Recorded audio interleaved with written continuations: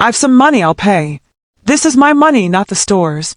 The air at Glomart was thick with tension. A man in a faded tan jacket, Kenji, stood at the register, staring at a single crumpled dollar bill. I'm sorry, he rasped. I thought I had enough. Immediately, the manager, Gregory, stormed over. Pointing a finger heavy with a $5,000 gold watch, he snarled, Look at you. We don't run a charity for the broke here. Get out! But then, Maya, the cashier who was counting every penny for her daughter's shoes, did the unthinkable. She slammed her own $5 lunch money onto the counter. I said, I've got it, Gregory. Let the man go home. The store went silent. Gregory opened his mouth to fire her, but Kenji's eyes turned cold. My name is Kenji, he whispered. And I own the company that gave you that watch, Gregory. Before I tell you how Kenji dismantled Gregory's career in 60 seconds, hit that subscribe button. You won't want to miss the legendary payback. Kenji was a mafia boss who had everything except loyalty. He went undercover to find one real person. He found Gregory, who saw a victim, and Maya, who saw a human being. To the outside world, Kenji was a ghost that moved through the city skyscrapers, a man whose net worth was measured in the thousands of lives he influenced and the billions of dollars he controlled. He sat at the head of a mahogany table in a room that overlooked the sparkling skyline of Atlanta, surrounded by advisors who spoke in hushed tones of mergers, liquidations, and hostile takeovers. But to Kenji, the room felt like a vacuum. Every smile directed at him was polished and transactional. Every yes was a calculation designed to keep his favor. He lived on a throne of ash, where the warmth of human connection had been replaced by the cold, sterile glow of stock tickers and offshore bank ledgers. He was the boss of bosses, yet in the quiet moments after his security detail had retreated to the shadows, he felt more like a prisoner than a king.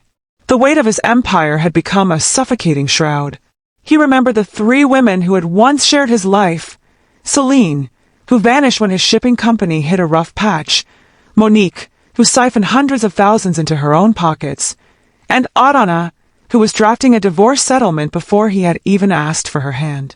They didn't love Kenji, they loved the costume of his wealth.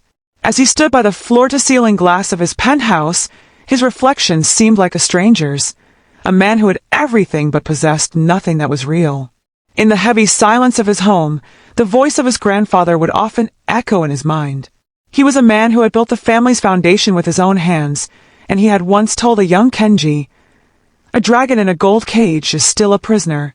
Only the one who walks among the peasants sees the sun." Kenji realized he had spent decades building the most beautiful gold cage in the world, so high above the city that he could no longer feel the warmth of the sun or the truth of a human heart. He was tired of the galas, tired of the boardrooms, and tired of the performative kindness that vanished the moment the cameras stopped flashing. He needed to know if he, Kenji, was worth anything without the crown. He needed to find the real nourishment his mother had once dreamt of, the kind that hides in plain sight. That was the night he decided to step out of the shadows and walk into the world as a ghost, seeking the one person who would see the man, not the myth. Maya's world was a relentless cycle of neon lights and the rhythmic beep of a scanner, a life measured in hourly increments and the exhaustion that settled deep in her bones. At 45, she was a woman of quiet strength, her face a map of resilience that didn't demand attention but earned it through every shift at Glomart. While others complained about the Saturday rush, Maya moved with a grace born of necessity. She was the store's most efficient worker, a ghost of productivity who could navigate a packed aisle while maintaining a smile that never quite reached her tired eyes. She was fighting a quiet war, one where the front lines were the linoleum floors of aisle 4 and the enemy was a bank account that always seemed to be running a losing race against time.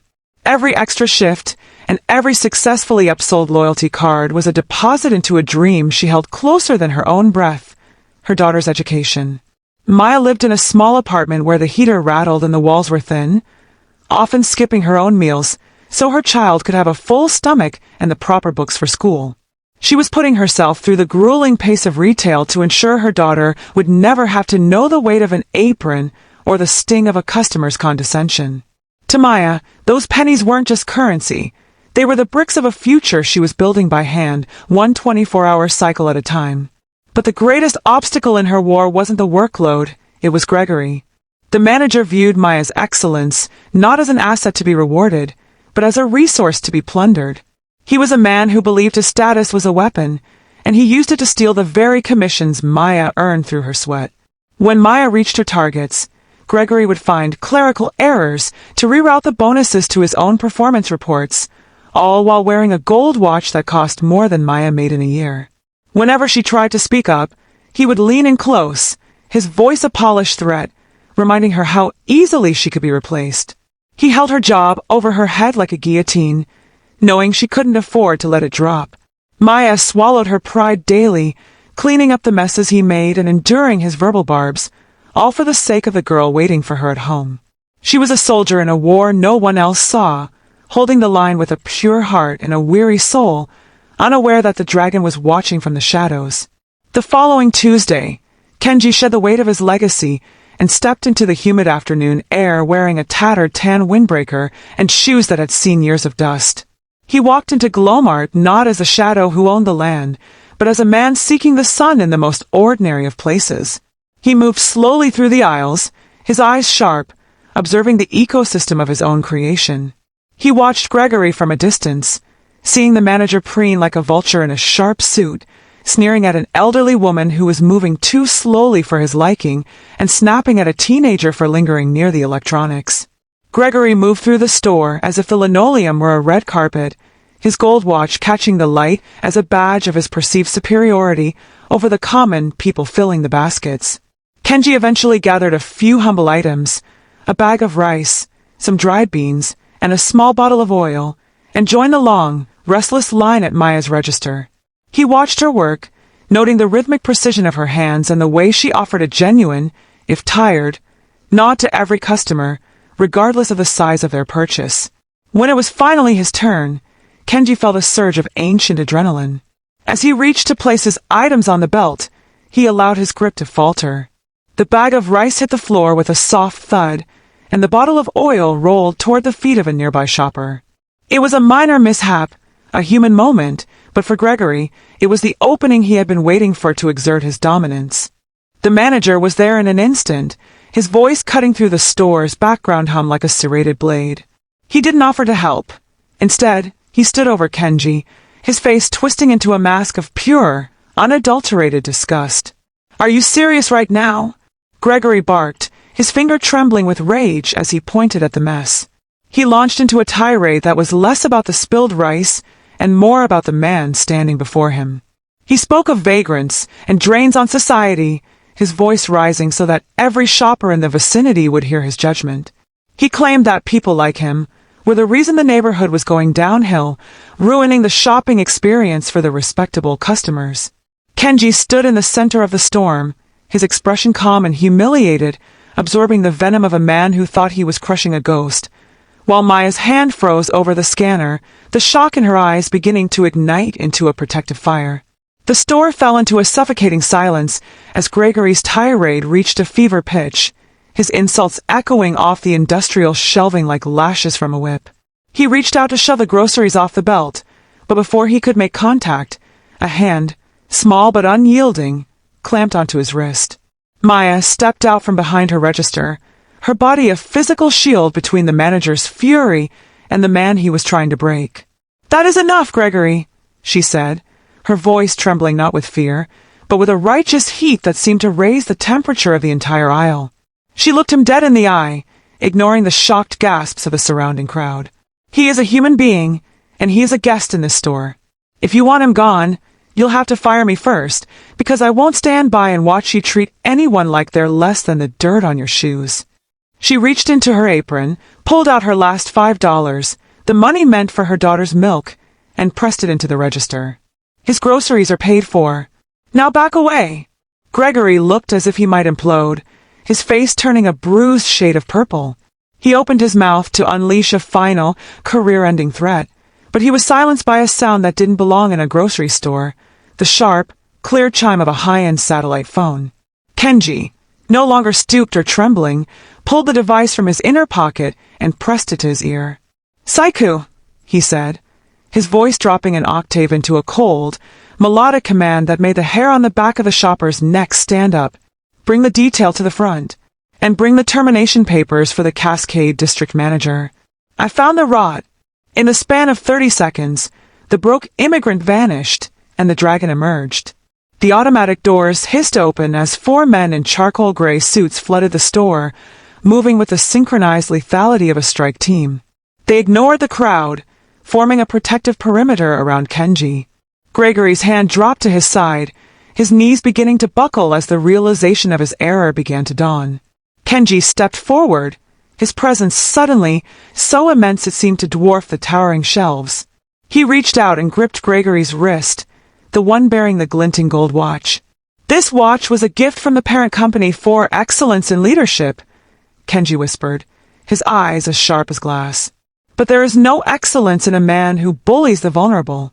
With a swift, practiced motion, Kenji unlatched the strap and tossed the $5,000 timepiece into the spilled rice on the floor. You are no longer a leader. You are a trespasser. Get out of my sight before I decide that a firing isn't enough of a lesson for what you did today.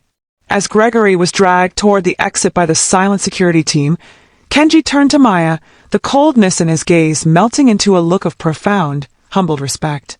6 months had passed since the afternoon the dragon shed his skin in aisle 4, and the world at Glomart had been turned upside down. Gregory stood in the dim, fluorescent shadows of a different retail chain across town, his sharp suit replaced by a heavy, stained jumpsuit that felt like a leaden weight against his skin. The gold watch was gone, replaced by the rhythmic, soul-crushing sound of a mop hitting linoleum. As he scrubbed the floors, he found himself staring at the feet of the customers he used to mock, realizing too late that the status he had worshipped was as fragile as glass. He was finally learning the lesson Kenji had intended, that there is no shame in honest labor, only in the arrogance of those who think themselves above it. Back at the syndicate's headquarters, the air was no longer thick with the cold scent of fear, but with the electric energy of a new era. Kenji stood in his glass-walled office, watching a sleek black sedan pull into the executive courtyard. He wasn't looking at the car, but at the woman who stepped out of it. Maya moved with a newfound confidence, her Glomart apron replaced by a tailored navy suit that fit her like armor. She carried a leather briefcase that held more than just documents. It held the dreams of a daughter who was now enrolled in the city's finest academy, and the hopes of every worker Kenji had previously overlooked. Kenji realized then that the broke test hadn't just exposed a bully, it had rescued his own soul. Maya hadn't simply paid for a bag of rice with her lunch money, she had paid for his return to humanity. She had shown him that loyalty wasn't something to be demanded through shadow contracts, but something earned through the quiet courage of a stranger. He watched her walk through the lobby, where the security guards didn't just stand at attention out of duty, but with a genuine nod of respect for the woman who knew their names and their struggles. As the heavy oak doors of the boardroom swung open, Maya didn't hesitate. She walked to the head of a table, where the city's most powerful executives sat in a silence that was finally respectful. Kenji took his seat at her right hand, no longer the lonely prisoner in a gold cage, but a partner to the woman who had seen the man behind the myth.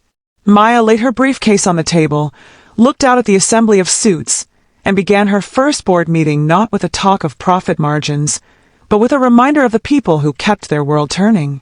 The dragon had found his son, and the invisible girl was finally, undeniably, the one leading the way.